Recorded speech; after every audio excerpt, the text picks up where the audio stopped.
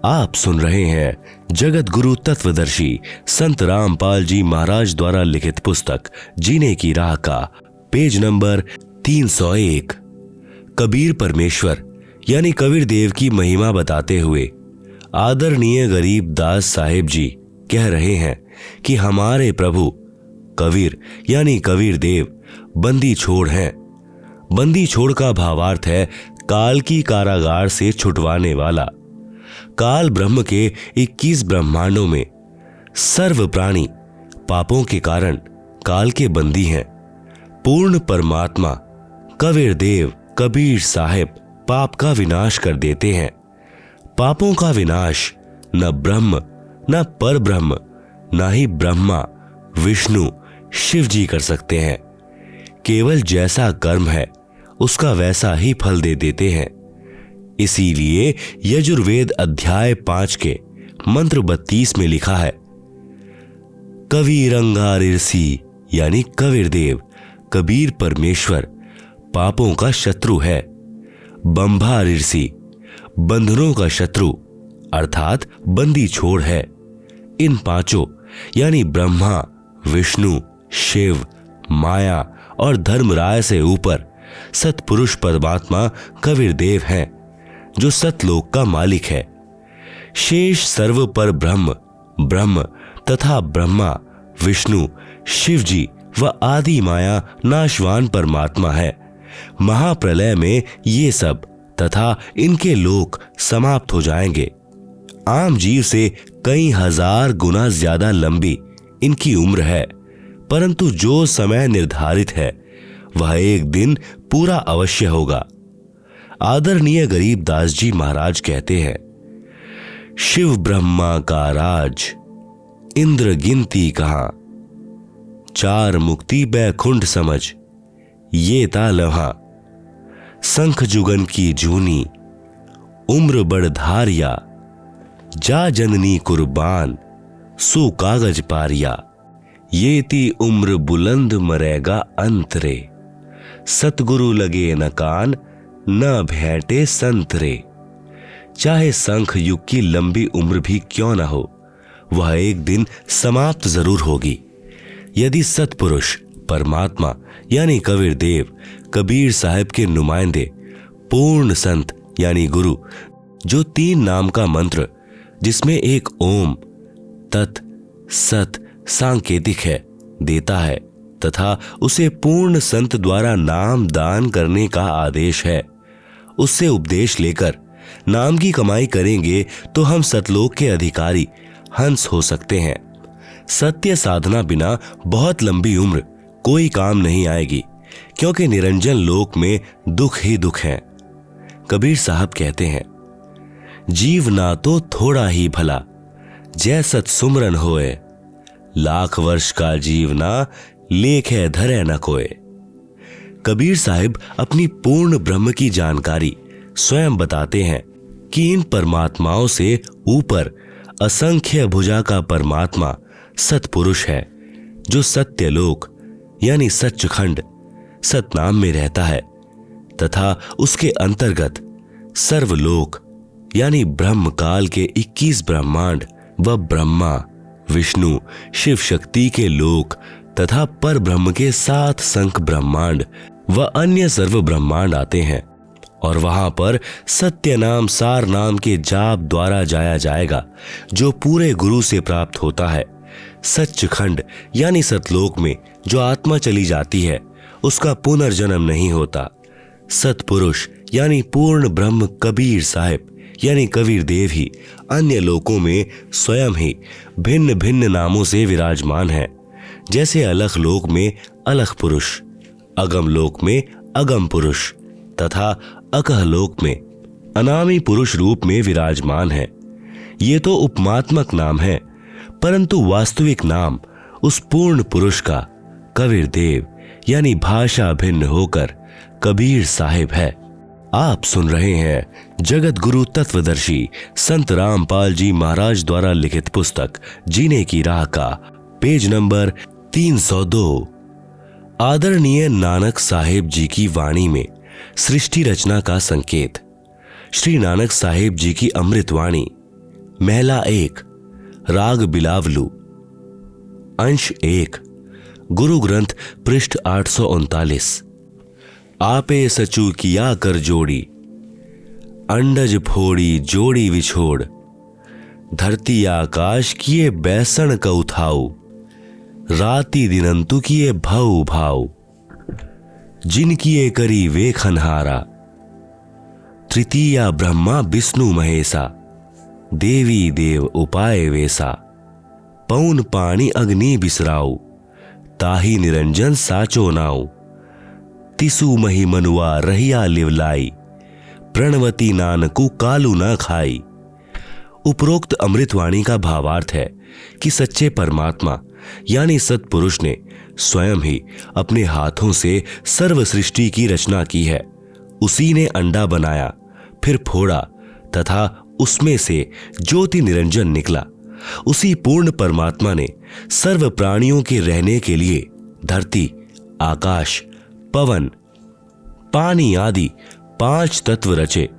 अपने द्वारा रची सृष्टि का स्वयं ही साक्षी है, दूसरा कोई सही जानकारी नहीं दे सकता। फिर अंडे के फूटने से निकले निरंजन के बाद तीनों श्री ब्रह्मा जी, श्री विष्णु जी तथा श्री शिव जी की उत्पत्ति हुई तथा अन्य देवी देवता उत्पन्न हुए तथा अनगिनत जीवों की उत्पत्ति हुई।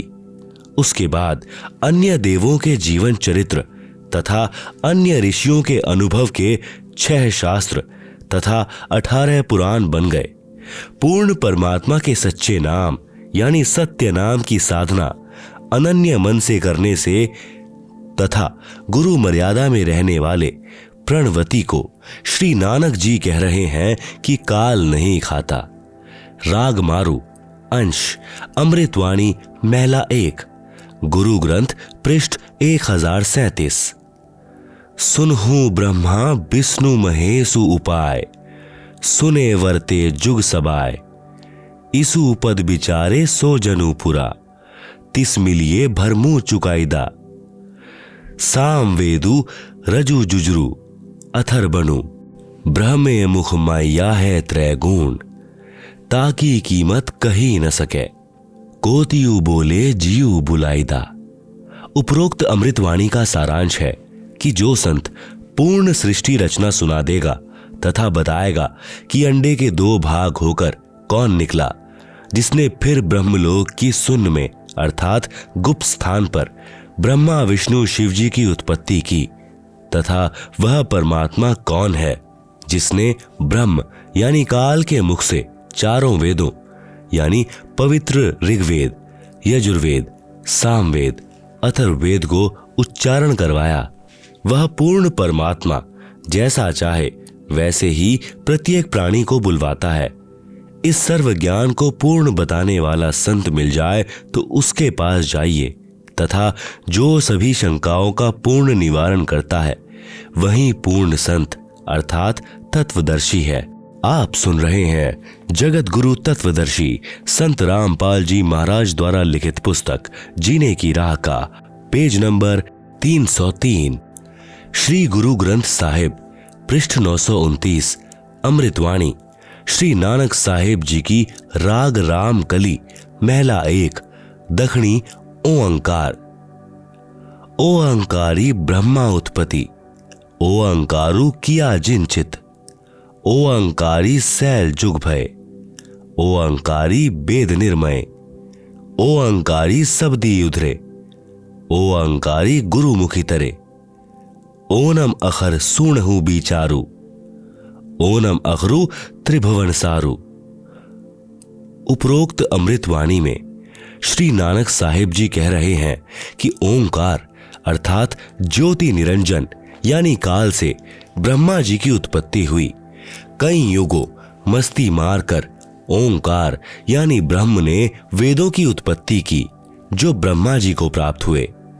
3 लोक की भक्ति का केवल एक ओम मंत्र ही वास्तव में जाप करने का है। इस ओम शब्द को पूरे संत से उपदेश लेकर अर्थात गुरु धारण करके जाप करने से उद्धार होता है। विशेष श्री नानक साहिब जी ने तीनों मंत्रों ओम तत्सत का स्थान स्थान पर रहस्यात्मक विवरण दिया है, उसको केवल पूर्ण संत यानी तत्वदर्शी संत ही समझ सकता है तथा तीनों मंत्रों के जाप को उपदेशी को समझाया जाता है। पृष्ठ 1038। उत्तम सती गुरु पुरुष निराले, सबदी रते हरि रसमत वाले, रिधि बुद्धि सिद्धि ज्ञान गुरु ते पाइये, पूरे भाग मिलाइदा।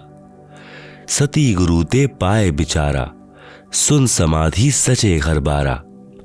नानक निर्मल नादु सबद धुनी, सचू रामै नामी समायदा। उपरोक्त अमृतवाणी का भावार्थ है कि वास्तविक ज्ञान देने वाले सद्गुरु तो निराले ही हैं। वे केवल नाम जाप को जपते हैं, अन्य हठ योग साधना नहीं बताते। यदि आपको धन दौलत, पद, बुद्धि या भक्ति शक्ति भी चाहिए तो वह भक्ति मार्ग का ज्ञान पूर्ण संत ही पूरा प्रदान करेगा।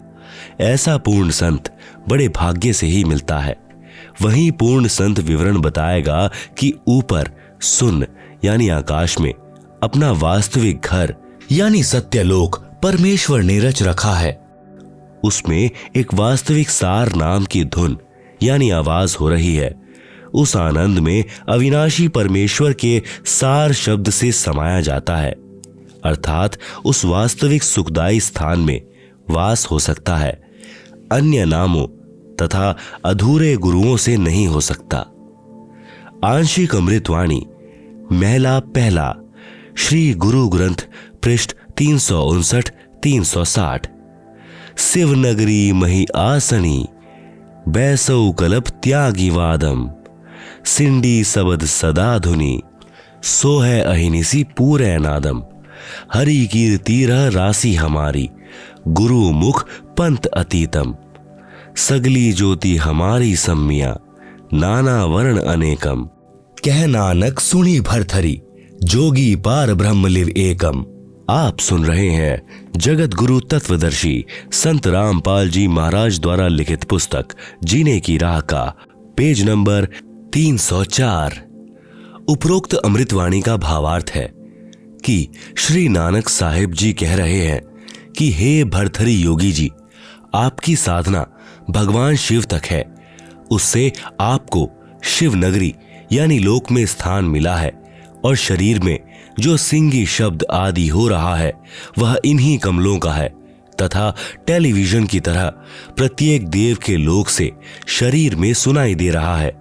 हम तो एक परमात्मा पार ब्रह्म अर्थात सर्व से पार जो पूर्ण परमात्मा है, अन्य किसी और एक परमात्मा में लौ यानी अनन्य मन से लग्न लगाते हैं। हम ऊपरी दिखावा यानी भस्म लगाना, हाथ में डंडा रखना नहीं करते। मैं तो सर्व प्राणियों को एक पूर्ण परमात्मा यानी सत्पुरुष की संतान समझता हूं। सर्व उसी शक्ति से चलायमान है। हमारी मुद्रा तो सच्चा नाम जाप गुरु से प्राप्त करके करना है तथा क्षमा करना हमारा बाणा यानी वेशभूषा है।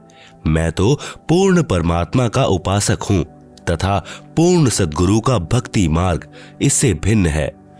अमृतवाणी राग आसा महला 1, श्री गुरु ग्रंथ, पृष्ठ 420। आसा महला 1। जिनी नामू विसारिया, दूजे भरमी भुलाई, मूलू छोड़ी डाली लगे, किया पावही छाई। साहिबू मेरा एकू है, अवरू नहीं भाई, कृपा ते सुख पाइया, साचे पर थाई। गुर की सेवा सो करे, जिसु आपी कराए, नानक सिरुदे छूटिए, दरगह पति पाए। उपरोक्त वाणी का भावार्थ है कि श्री नानक साहिब जी कह रहे हैं कि जो पूर्ण परमात्मा का वास्तविक नाम भूलकर अन्य भगवानों के नामों के जाप में भ्रम रहे हैं, वे तो ऐसा कर रहे हैं कि मूल यानी पूर्ण परमात्मा को छोड़कर डालियों यानी तीनों गुण रूप रजगुण ब्रह्मा, सतगुण विष्णु, तमगुण शिव जी की सिंचाई यानी पूजा कर रहे हैं। उस साधना से कोई सुख नहीं हो सकता, अर्थात पौधा सूख जाएगा तो छाया में नहीं बैठ पाओगे। भावार्थ है कि शास्त्र विधि रहित साधना करने से व्यर्थ प्रयत्न है, कोई लाभ नहीं। इसी का प्रमाण पवित्र गीता अध्याय 16 श्लोक 23-24 में भी है। उस पूर्ण परमात्मा को प्राप्त करने के लिए मनमुखी यानी मनमानी साधना त्याग कर पूर्ण गुरुदेव को समर्पण करने से तथा सच्चे नाम के जाप से ही मोक्ष संभव है, नहीं तो मृत्यु के उपरांत नरक जाएगा। श्री गुरु ग्रंथ साहिब पृष्ठ नंबर 843-844। बिलावलू महला 1। मैं मन चाहूं घना साची विगासी राम, मोही प्रेम पिरे प्रभु अविनाशी राम। अविगतो हरि नाथु नाथ तिसे भावे सोथिए, कृपालु सदा दयालु दाता जिया अंदरी तू जिए। मैं आधारू तेरा तू खसमू, मेरा मैं ताणु तकिया तेरो, साची सूचा सदा नानक गुर सबदी झगरू निबेर ओ। उपरोक्त अमृतवाणी में श्री नानक साहेब जी कह रहे हैं कि अविनाशी पूर्ण परमात्मा नाथों का भी नाथ है, अर्थात देवों का भी देव है, यानी सर्व प्रभुओं श्री ब्रह्मा जी, श्री विष्णु जी, श्री शिव जी तथा ब्रह्म व पर ब्रह्म पर भी नाथ है, अर्थात स्वामी है। मैं तो सच्चे नाम को हृदय में समा चुका हूं। हे परमात्मा, सर्व प्राणी का जीवन आधार भी आप ही हो। मैं आपके आश्रित हूं, आप मेरे मालिक हो। आपने ही गुरु रूप में आकर सत्य भक्ति का निर्णायक ज्ञान देकर सर्व झगड़ा निपटा दिया, अर्थात सर्व शंका का समाधान कर दिया। आप सुन रहे हैं जगत गुरु तत्वदर्शी संत रामपाल जी महाराज द्वारा लिखित पुस्तक जीने की राह का पेज नंबर 305, श्री गुरु ग्रंथ साहिब पृष्ठ नंबर 721, राग तिलंग महला 1। यक अर्ज गुफ्तम पेश तो दर कून करतार, हक्का कबीर करीम तू बेअब परवरदिगार। नानक बुगोयद जंतुरा तेरा चाकरा पाखाक। उपरोक्त अमृतवाणी में स्पष्ट कर दिया कि हे हक्का कबीर, आप सत कबीर यानी कून करतार शब्द शक्ति से रचना करने वाले शब्द स्वरूपी प्रभु अर्थात सर्व सृष्टि के रचनहार हो। आप ही बेऐब निर्विकार परवरदिगार सर्व के पालन करता दयालु प्रभु हो। मैं आपके दासों का भी दास हूं। श्री गुरु ग्रंथ साहिब पृष्ठ नंबर 24, राग सीरी महला 1। तेरा एक नाम तारे संसार, मैं इहा आस एहो आधार।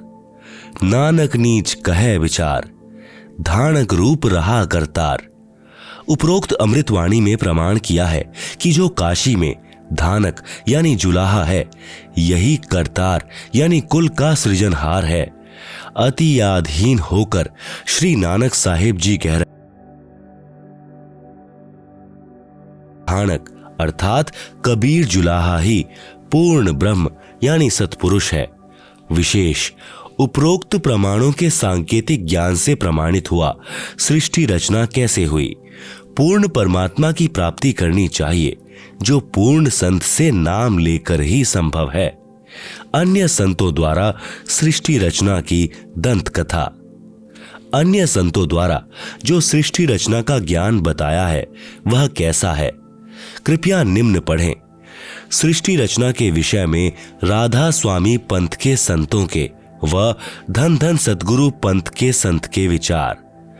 पवित्र पुस्तक जीवन चरित्र परम संत बाबा जयमल सिंह जी महाराज पृष्ठ नंबर 102-103 से सृष्टि की रचना, सावन कृपाल पब्लिकेशन दिल्ली।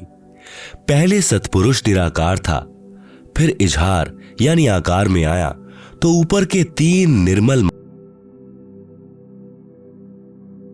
लोक बन गया तथा प्रकाश तथा मंडलों का नाद यानी धुनी बन गया। पवित्र पुस्तक सारवचन यानी नसर प्रकाशक राधा स्वामी सत्संग सभा दयाल बाग आगरा, सृष्टि की रचना पृष्ठ 8। प्रथम धूंधूकार था। उसमें पुरुष सुन्न समाधि में थे जब कुछ रचना नहीं हुई थी। फिर जब मौज हुई तब शब्द प्रकट हुआ और उससे सब रचना हुई। पहले सतलोक और फिर सतपुरुष की कला से 3 लोक और सब विस्तार हुआ। आप सुन रहे हैं जगत गुरु तत्वदर्शी संत रामपाल जी महाराज द्वारा लिखित पुस्तक जीने की राह का पेज नंबर 306। यह ज्ञान तो ऐसा है जैसे एक समय कोई बच्चा नौकरी लगने के लिए साक्षात्कार यानी इंटरव्यू के लिए गया। अधिकारी ने पूछा कि आपने महाभारत लिखा है। अधिकारी ने प्रश्न किया कि 5 पांडवों के नाम बताओ। लड़के ने उत्तर दिया कि एक भीम था, एक उसका बड़ा भाई था, एक उससे छोटा था, एक और था तथा एक का नाम मैं भूल गया। उपरोक्त सृष्टि रचना का ज्ञान तो ऐसा है। सतपुरुष व सतलोक की महिमा बताने वाले वह 5 नाम ओंकार, ज्योति निरंजन, निरंकार, सोहम, सत्य नाम देने वाले वह 3 नाम अकाल मूर्ति, सतपुरुष, शब्द स्वरूपी राम देने वाले संतों द्वारा रची पुस्तकों से कुछ निष्कर्ष। संत मत प्रकाश भाग 3 पृष्ठ 76 पर लिखा है कि सच्चखंड या सतनाम चौथा लोक है। यहां पर सतनाम को स्थान कहा है। फिर इस पवित्र पुस्तक के पृष्ठ नंबर 79 पर लिखा है कि तीसरा राम ब्रह्म, चौथा राम सतनाम, यह असली राम है। फिर पवित्र पुस्तक संत मंत प्रकाश पहला भाग पृष्ठ नंबर 17 पर लिखा है कि वह सतलोक है, उसी को सतनाम कहा जाता है। पवित्र पुस्तक सार वचन नसर यानी वार्तिक पृष्ठ नंबर 3 पर लिखा है कि अब समझना चाहिए कि राधा स्वामी पद सबसे ऊंचा मुकाम है, जिसको संतों ने सतलोक और सच्चखंड और सार शब्द और सत शब्द और सतनाम और सतपुरुष करके बयान किया है। पवित्र पुस्तक सार वचन नसर आगरा से प्रकाशित पृष्ठ नंबर 4 पर भी उपरोक्त ज्यों का त्यों वर्णन है। पवित्र पुस्तक सच्चखंड की सड़क पृष्ठ नंबर 226 संतों का देश सच्चखंड या सतलोक है, उसी को जाता है। विशेष उपरोक्त व्याख्या ऐसी लगी जैसे किसी ने जीवन में न तो शहर देखा, न कार देखी और न पेट्रोल देखा है, न ड्राइवर का ज्ञान हो कि ड्राइवर किसे कहते हैं, और वह व्यक्ति अन्य साथियों से कहे कि मैं शहर में जाता हूं, कार में बैठकर आनंद मनाता हूं। फिर साथियों ने पूछा कि कार कैसी है, पेट्रोल कैसा है और ड्राइवर कैसा है, शहर कैसा है। उस गुरु जी ने उत्तर दिया कि शहर कहो चाहे कार, एक ही बात है। शहर भी कार ही है, पेट्रोल भी कार को ही कहते हैं, ड्राइवर भी कार को ही कहते हैं, सड़क भी कार को ही कहते हैं। आओ विचार करें, सतपुरुष तो पूर्ण परमात्मा है। सतनाम वह 2 मंत्र का नाम है जिसमें एक ओम तथा तत्सांकेतिक है, तथा इसके बाद सार नाम साधक को पूर्ण गुरु द्वारा दिया जाता है। यह सतनाम तथा सार नाम दोनों स्मरण करने के नाम हैं। सतलोक वह स्थान है जहां सतपुरुष रहता है। पुण्यात्माएं स्वयं निर्णय करें सत्य तथा असत्य का। आप सुन रहे हैं जगत गुरु तत्वदर्शी संत रामपाल जी महाराज द्वारा लिखित पुस्तक जीने की राह का पेज नंबर 307। भक्ति मर्यादा। नाम दीक्षा लेने वाले व्यक्तियों के लिए आवश्यक जानकारी। पहली, पूर्ण गुरु से दीक्षा लेनी चाहिए। पूर्ण गुरु की पहचान। आज कलयुग में भक्त समाज के सामने पूर्ण गुरु की पहचान करना सबसे जटिल प्रश्न बना हुआ है, लेकिन इसका बहुत ही लघु और साधारण सा उत्तर है कि जो गुरु शास्त्रों के अनुसार भक्ति करता है और अपने अनुयायियों अर्थात शिष्यों द्वारा करवाता है वही पूर्ण संत है। चूंकि भक्ति मार्ग का संविधान धार्मिक शास्त्र जैसे कबीर साहिब की वाणी, नानक साहिब की वाणी, संत गरीबदास जी महाराज की वाणी, संत धर्मदास जी साहिब की वाणी, वेद, गीता, पुराण, कुरान, पवित्र बाइबल आदि है। जो भी संत शास्त्रों के अनुसार भक्ति साधना बताता है और भक्त समाज को मार्गदर्शन करता है तो वह पूर्ण संत है। अन्यथा वह भक्त समाज का घोर दुश्मन है जो शास्त्रों के विरुद्ध साधना करवा रहा है, इस अनमोल मानव जन्म के साथ खिलवाड़ कर रहा है। ऐसे गुरु या संत को भगवान के दरबार में घोर नरक में उल्टा लटकाया जाएगा। उदाहरण के तौर पर जैसे कोई अध्यापक सिलेबस यानी पाठ्यक्रम से बाहर की शिक्षा देता है तो वह उन विद्यार्थियों का दुश्मन है। गीता अध्याय नंबर 7 का श्लोक नंबर 15। न माम दुष्कृतिन मूढ़ा प्रपदन्ते नराधमा मायया अपहृत ज्ञाना आसुरम भावम आश्रिता। अनुवाद: माया के द्वारा जिनका ज्ञान हरा जा चुका है ऐसे आसुर स्वभाव को धारण किए हुए मनुष्य में नीच दूषित कर्म करने वाले मूर्ख मुझको नहीं भजते। अर्थात वे तीनों गुणों रजगुण ब्रह्मा, सतगुण विष्णु, तम गुण शिव की साधना ही करते रहते हैं। यजुर्वेद अध्याय नंबर 40 श्लोक नंबर 10 संत रामपाल दास जी द्वारा भाषा भाष्य। अन्य देवाहु संभवादन्य दाहुर संभवात इति शुश्रुम धीराणाम ये नस्त द्विच चक्षिरे। हिंदी अनुवाद: परमात्मा के बारे में सामान्यत निराकार अर्थात कभी न जन्मने वाला कहते हैं।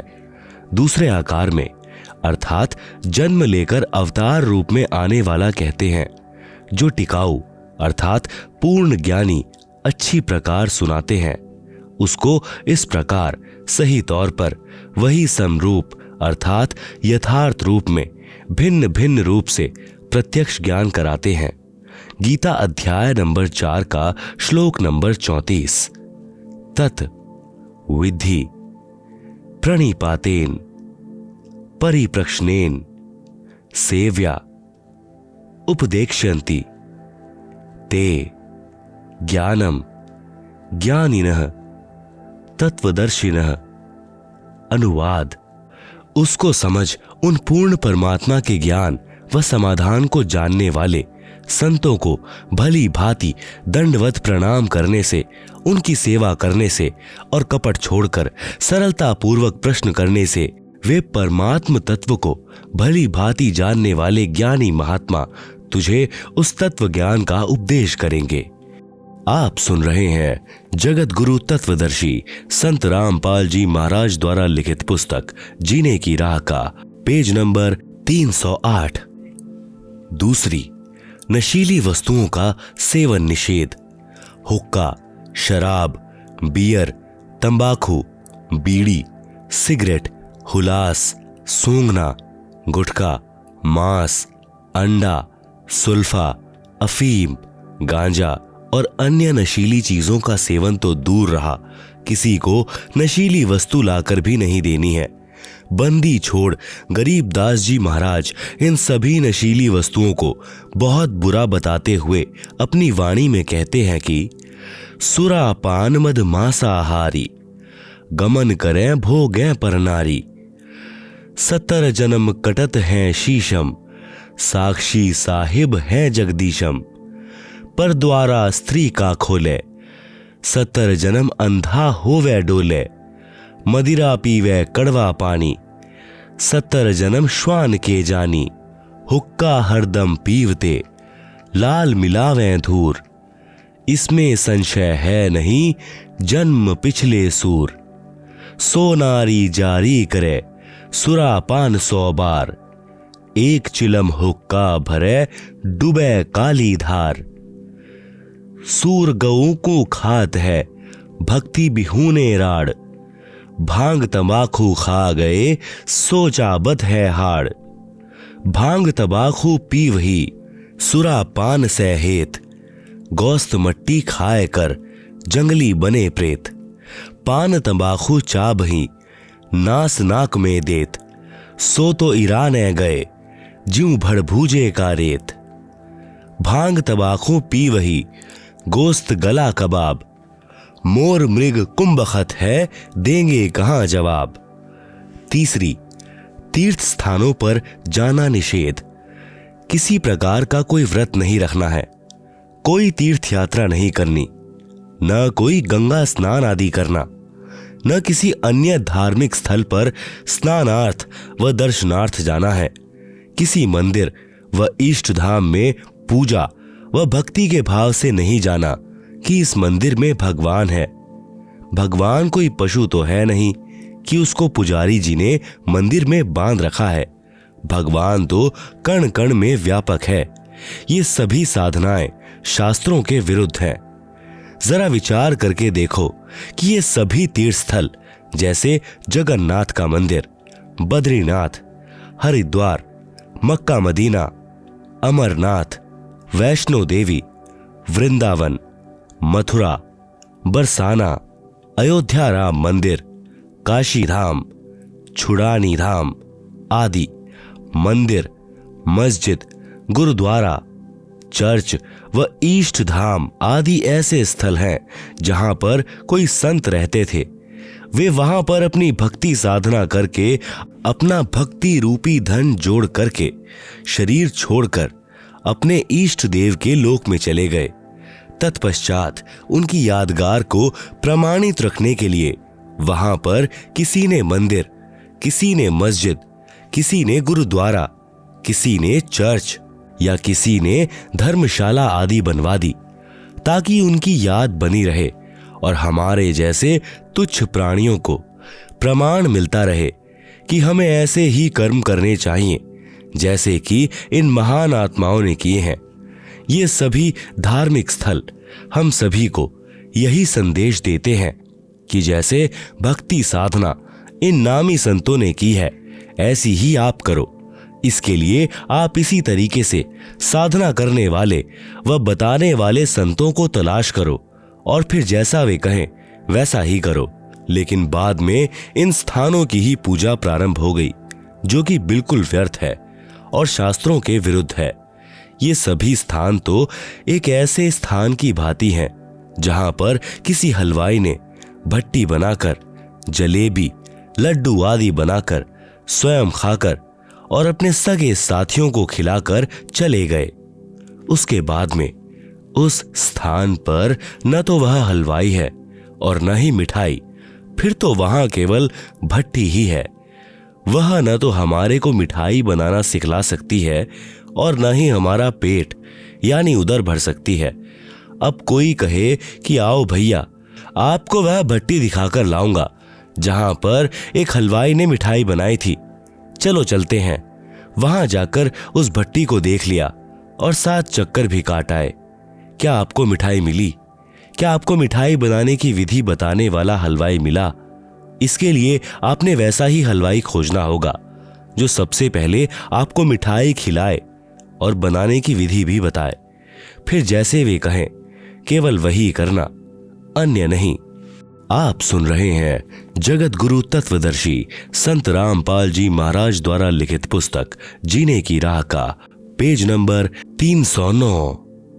ठीक इसी प्रकार तीर्थ स्थानों की पूजा न करके वैसे ही संतों की तलाश करो जो शास्त्रों के अनुसार पूर्ण परमात्मा कबीर साहिब की भक्ति करते व बताते हों। फिर जैसे वे कहें केवल वही करना, अपनी मनमानी नहीं करना। सामवेद संख्या नंबर 1400, उतारचिक अध्याय नंबर 12, खंड नंबर 3, श्लोक नंबर 5, संत रामपाल दास द्वारा भाषा भाष्य। भद्रा वस्त्रा समन्यावसानो। महान कवि निर्वचनानि शंसन आ वच्यस्व चंवो पूयमानो विचक्षणो जागृविर्देववीतो। हिंदी। चतुर व्यक्तियों ने अपने वचनों द्वारा पूर्ण परमात्मा यानी पूर्ण ब्रह्म की पूजा का सत्य मार्ग दर्शन न करके अमृत के स्थान पर आन उपासना जैसे भूत पूजा, पितर पूजा, श्राद्ध निकालना, तीनों गुणों की पूजा, रजगुण ब्रह्मा, सतगुण विष्णु, तम गुण शंकर तथा ब्रह्मकाल की पूजा, मंदिर, मस्जिद, गुरुद्वारों, चर्चों व तीर्थ उपवास तक की उपासना, रूपी फोड़े व घाव से निकले मवाद को आदर के साथ आचमन करा रहे होते हैं, उसको परम सुखदायक पूर्ण ब्रह्म कबीर सशरीर साधारण वेशभूषा में, वस्त्र का अर्थ है वेशभूषा, संत भाषा में इसे चोला भी कहते हैं। जैसे कोई संत शरीर त्याग जाता है तो कहते हैं कि महात्मा तो चोला छोड़ गए। सत्यलोक वाले शरीर के समान दूसरा तेज पंच का शरीर धारण करके आम व्यक्ति की तरह जीवन जीकर कुछ दिन संसार में रहकर अपनी शब्द साखियों के माध्यम से सत्य ज्ञान को वर्णन करके पूर्ण परमात्मा के छुपे हुए वास्तविक सत्य ज्ञान तथा भक्ति को जागृत करते हैं। गीता अध्याय नंबर 16 का श्लोक नंबर 23। यह शास्त्र विधिम उत्सृज्य वर्तते कामकारतः न सह सिद्धिम अवाप्नोति न सुखम न पराम गतिम। अनुवाद। जो पुरुष शास्त्र विधि को त्याग कर अपनी इच्छा से मनमाना आचरण करता है वह न सिद्धि को प्राप्त होता है, न परम गति को और न सुख को ही। गीता अध्याय नंबर 6 का श्लोक नंबर 16। न अति अश्रणतः तु योगः अस्ति न च एकांतम अनश्रणतः न च अति स्वप्नशीलस्य जागृतः न एव च। अर्जुन। आप सुन रहे हैं जगत गुरु तत्वदर्शी संत रामपाल जी महाराज द्वारा लिखित पुस्तक जीने की राह का पेज नंबर 310। अनुवाद।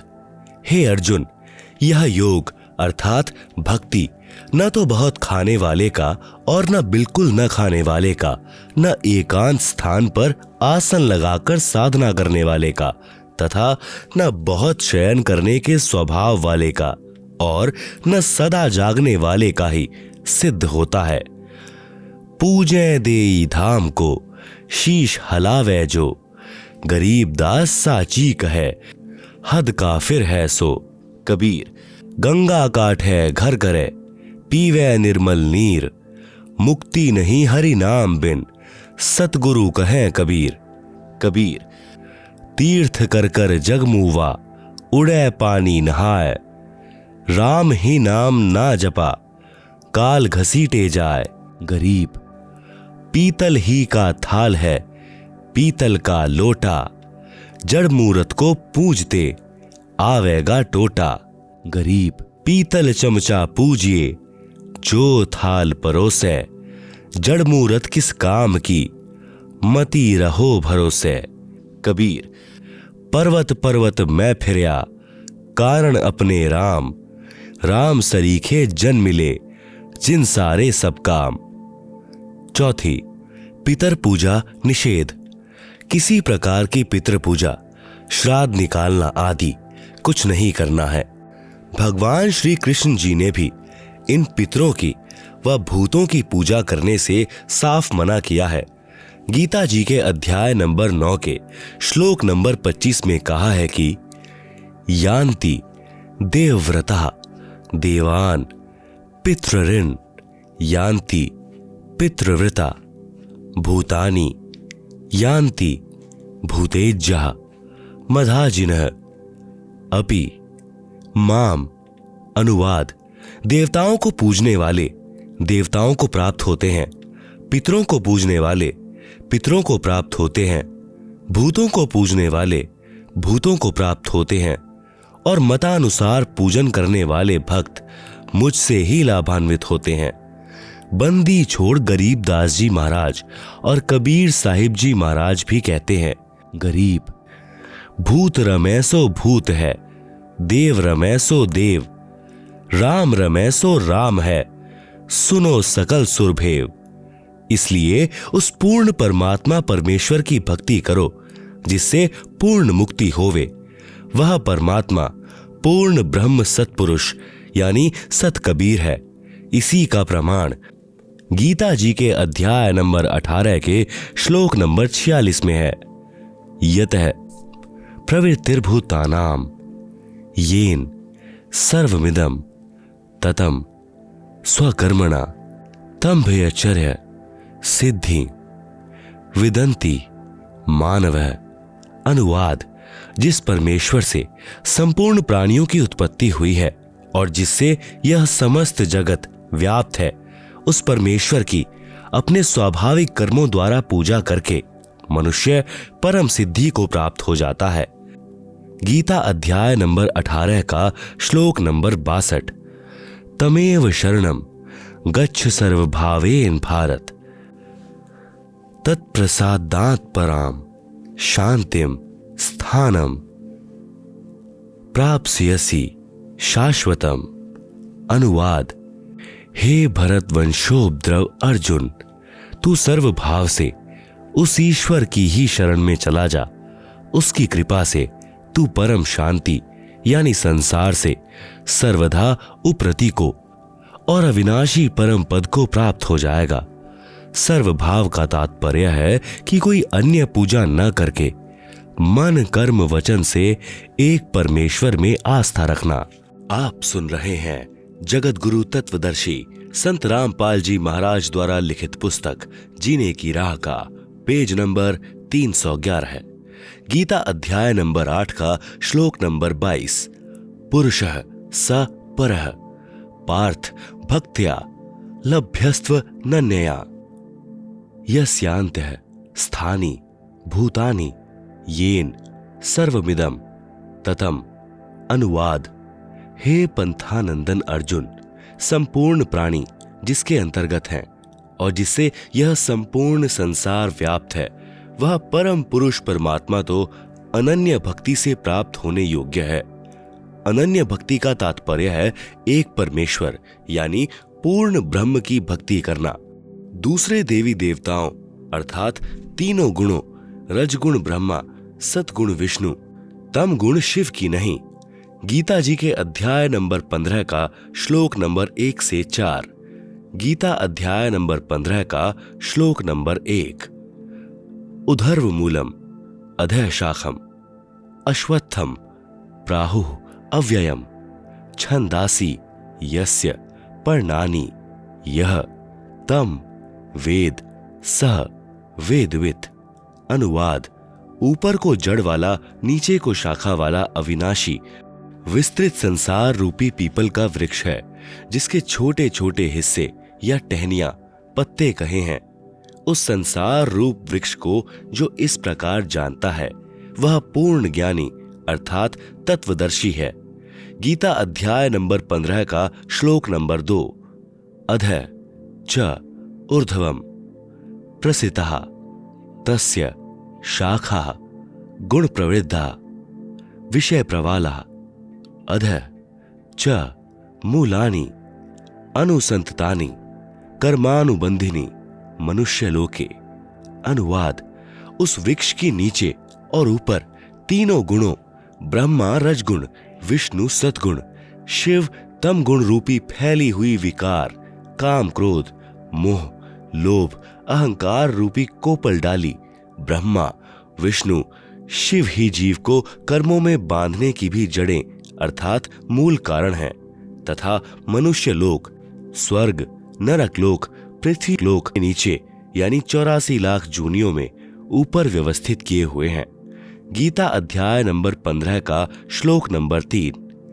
न रूपम अस्य इह तथा उपलभ्यते न अंतः न च आदि न च संप्रतिष्ठा अश्वत्थम एनम सुविरूढ़मूलम असडंगस्त्रेन दृढ़ेन छित्वा।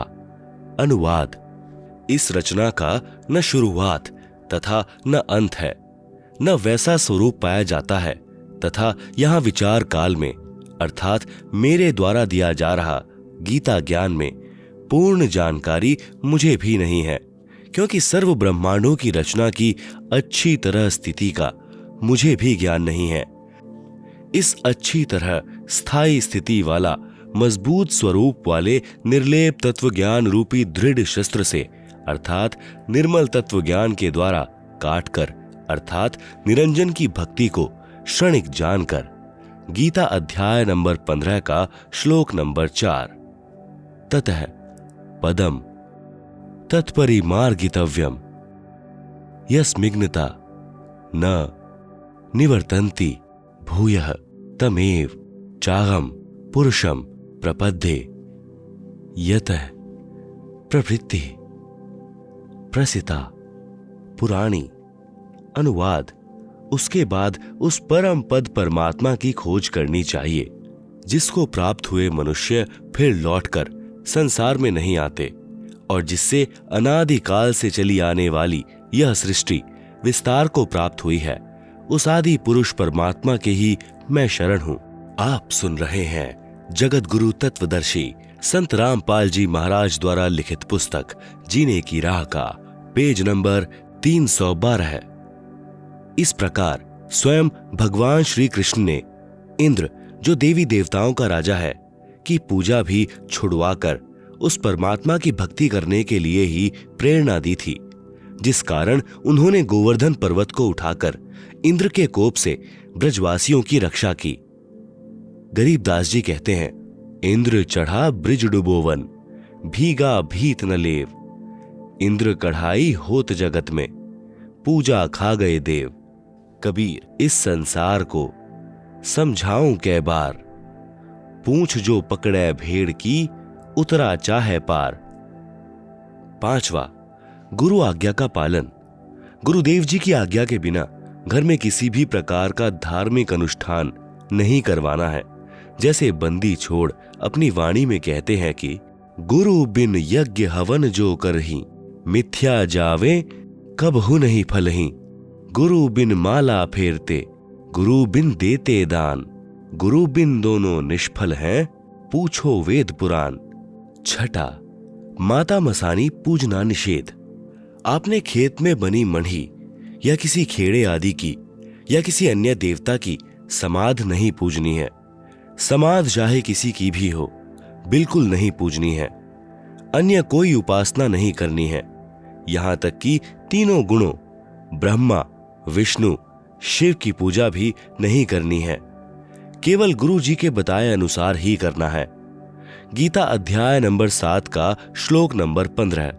न माम दुष्कृतिनः मूढ़ा प्रपदन्ते नराधमा मायया अपहृत ज्ञानः आसुरम भावम आश्रितः। अनुवाद। माया के द्वारा जिनका ज्ञान हरा जा चुका है, ऐसे आसुर स्वभाव को धारण किए हुए मनुष्य, नीच दूषित कर्म करने वाले मूर्ख मुझको नहीं भजते।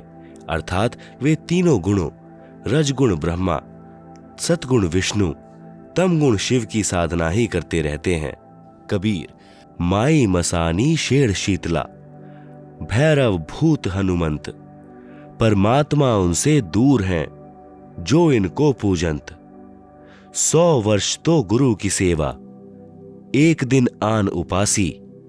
वे अपराधी आत्मा, परय काल की फांसी। गुरु को तजय भजय जो आना, तापसवा को फोकट ज्ञाना। 7वां, संकट मोचन कबीर साहब हैं। कर्म कष्ट यानी संकट होने पर कोई अन्य इष्ट देवता की या माता मसानी आदि की पूजा कभी नहीं करनी है, न किसी प्रकार की बुझा पड़वानी है। केवल बंदी छोड़ कबीर साहब को पूजना है, जो सभी दुखों को हरने वाले संकट मोचन है। सामवेद संख्या नंबर 822, उतारचिक अध्याय 3, खंड नंबर 5, श्लोक नंबर 8, संत रामपाल दास द्वारा भाषा भाष्य। मनीषीभिः पवते पुवर्यः कविनर्भिः अर्थः परि कोशाम अशिष्यदत् त्रितस्य नाम जन्यन्मधु शरण्येन्द्रस्य वायुम संख्या वर्धयन। हिंदी। सनातन अर्थात अविनाशी कबीर परमेश्वर हृदय से चाहने वाले, श्रद्धा से भक्ति करने वाले भक्तात्मा को 3 मंत्र उपदेश देकर पवित्र करके जन्म व मृत्यु से रहित करता है तथा उसके प्राण अर्थात जीवन श्वासों को जो संस्कारवश अपने मित्र अर्थात भक्त के गिनती के डाले हुए होते हैं को अपने भंडार से पूर्ण रूप से बढ़ाता है, जिस कारण से परमेश्वर के वास्तविक आनंद को अपने आशीर्वाद प्रसाद से प्राप्त करवाता है। कबीर। देवी देव ठाढ़े भय हमको ठौर बताओ, जो मुझ यानी कबीर को पूजे नहीं उनको लूटो खाओ। काल जो पीसे पीसना जोरा है पनिहार, ये 2 असल मजूर हैं सतगुरु के दरबार। आप सुन रहे हैं जगत गुरु तत्वदर्शी संत रामपाल जी महाराज द्वारा लिखित पुस्तक जीने की राह का पेज नंबर 313। 8वां, अनावश्यक दान निषेध। कहीं पर और किसी को दान रूप में कुछ नहीं देना है, न पैसे न बिना सिला हुआ कपड़ा आदि कुछ नहीं देना है। यदि कोई दान रूप में कुछ मांगने आए तो उसे खाना खिला दो, चाय, दूध, लस्सी, पानी आदि पिला दो, परंतु देना कुछ भी नहीं है। न जाने वह भिक्षुक उस पैसे का क्या दुरुपयोग करे। जैसे एक व्यक्ति ने किसी भिखारी को उसकी झूठी कहानी, जिसमें वह बता रहा था कि मेरे बच्चे इलाज बिना तड़फ रहे हैं, कुछ पैसे देने की कृपा करें को सुनकर भावनावश होकर 100 रुपए दे दिए। वह भिखारी पहले पाव शराब पीता था। उस दिन उसने आधा बोतल शराब पिया और अपनी पत्नी को पीट डाला। उसकी पत्नी ने बच्चों सहित आत्महत्या कर ली। आप द्वारा किया हुआ वह दान उस परिवार के नाश का कारण बना। यदि आप चाहते हो कि ऐसे दुखी व्यक्ति की मदद करें तो उसके बच्चों को डॉक्टर से दवाई दिलवा दें, पैसा न दें। कबीर साहब कहते हैं, गुरु बिन माला फेरते, गुरु बिन देते दान, गुरु बिन दोनों निष्फल हैं, पूछो वेद पुराण। 9वां, झूठा खाना निषेध। ऐसे व्यक्ति का झूठा नहीं खाना है जो शराब, मांस, तंबाकू, अंडा, बियर, अफीम, गांजा आदि का सेवन करता हो। 10वां, सत्यलोक गमन यानी देहांत के बाद क्रियाकर्म निषेध।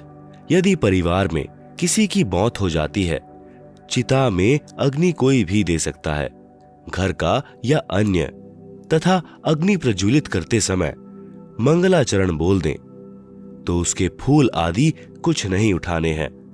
यदि उस स्थान को साफ करना अनिवार्य है तो उन अस्थियों को उठाकर स्वयं ही किसी स्थान पर चलते पानी में बहा दें। उस समय मंगलाचरण उच्चारण कर दें। न पिंड आदि भरवाने हैं, न 13वीं, छमाही, बरसौधी पिंड भी नहीं भरवाने हैं तथा श्राद्ध आदि कुछ नहीं करना है। किसी भी अन्य व्यक्ति से हवन आदि नहीं करवाना है। संबंधी तथा रिश्तेदारों आदि जो शोक व्यक्त करने आए उनके लिए कोई भी एक दिन नियुक्त करें। उस दिन प्रतिदिन करने वाला नित्य नियम करें, ज्योति जागृत करें, फिर सर्व को खाना खिलाएं। यदि आपने उसके यानी मरने वाले के नाम पर कुछ धर्म करना है तो अपने गुरुदेव जी की आज्ञा लेकर बंदी छोड़ गरीब दास जी महाराज की अमृतमयी वाणी का अखंड पाठ करवाना चाहिए। यदि पाठ करने की आज्ञा न मिले तो परिवार के उपदेशी भक्त 4 दिन या 7 दिन घर में एक अखंड ज्योत देशी घी की जलाएं तथा ब्रह्म गायत्री मंत्र प्रतिदिन 4 बार करें तथा 3 या 1 बार के मंत्र का दान संकल्प सतलोकवासी को करें। जैसा उचित समझें। 1, 2, 3 तक मंत्र के जाप का फल उसे दान करें। प्रतिदिन की तरह ज्योति व आरती नाम स्मरण करते रहना है, याद रखते हुए कि साथी हमारे चले गए, हम भी चालनहार, कोई कागज में बाकी रह रही, ताते लाग रही वार, देह पड़ी तो क्या हुआ, झूठा सभी पटीठ, पक्षी उड़िया आकाश को, चलता कर गया बीठ। आप सुन रहे हैं जगत गुरु तत्वदर्शी संत रामपाल जी महाराज द्वारा लिखित पुस्तक जीने की राह का पेज नंबर 314, कर्म कांड के विषय में सत्य कथा। मेरे यानी संत रामपाल दास के पूज्य गुरुदेव स्वामी राम देवानंद जी महाराज को 16 वर्ष की आयु में किसी महात्मा के सत्संग सुनने से वैराग हो गया था। एक दिन वे खेतों में गए हुए थे। पास में ही वन था।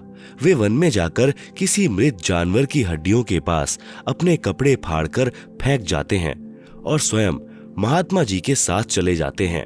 जब उनकी खोज हुई तो उनके घर वालों ने देखा कि वन में हड्डियों के पास फटे हुए कपड़े पड़े हैं, तो उन्होंने सोचा कि किसी जंगली जानवर ने उन्हें खा लिया है।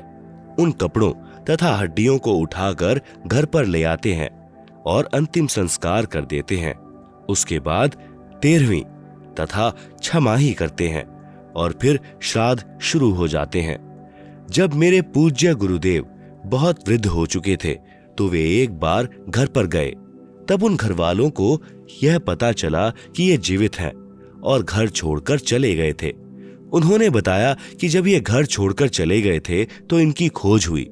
वन में इनके कपड़े मिले, उनके पास कुछ हड्डियां पड़ी थी, तो हमने सोचा कि किसी जंगली जानवर ने इनको खा लिया है और उन कपड़ों तथा हड्डियों को घर पर लाकर अंतिम संस्कार कर दिया। फिर मैंने यानी संत रामपाल दास ने मेरे पूज्य गुरुदेव के छोटे भाई की पत्नी से पूछा कि जब हमारे पूज्य गुरुदेव घर छोड़कर चले गए थे तो तुमने पीछे से क्या किया। उसने बताया कि जब मैं ब्याही आई थी तो उस समय मुझे इनके श्राद्ध निकलते मिले थे। मैं अपने हाथों से इनके लगभग 70 श्राद्ध निकाल चुकी हूँ। उसने बताया कि जब घर में कोई नुकसान हो जाता था, जैसे कि भैंस का दूध न देना, धन में खराबी आ जाना, कोई और नुकसान हो जाना आदि, तो हम सियानों के पास बूझा पड़वाने के लिए जाते थे। तो वे कहते थे कि तुम्हारे घर में कोई निसंतान यानी अनमैरिड मरा हुआ है, तुम्हारे को वह दुखी कर रहा है। फिर हम उसके कपड़े आदि देते हैं। तब मैंने कहा कि ये तो दुनिया का उद्धार कर रहे हैं, ये किसको दुख दे रहे थे, ये तो अब सुखदाता हैं। फिर मैंने यानी संत रामपाल जी महाराज ने उस वृद्धा से कहा कि अब तो ये आपके सामने है, अब तो ये व्यर्थ की साधना जैसे श्राद्ध निकालने बंद कर दो। तब उसने कहा कि यह तो पुरानी रिवाज है, यह कैसे छोड़ दूं। अर्थात हम अपनी पुरानी रिवाजों में इतने लीन हो चुके हैं कि प्रत्यक्ष प्रमाण होने पर कि वह गलत कर रहे हैं छोड़ नहीं सकते। इससे प्रमाणित होता है कि श्राद्ध निकालना, पितर पूजा करना आदि सब व्यर्थ है।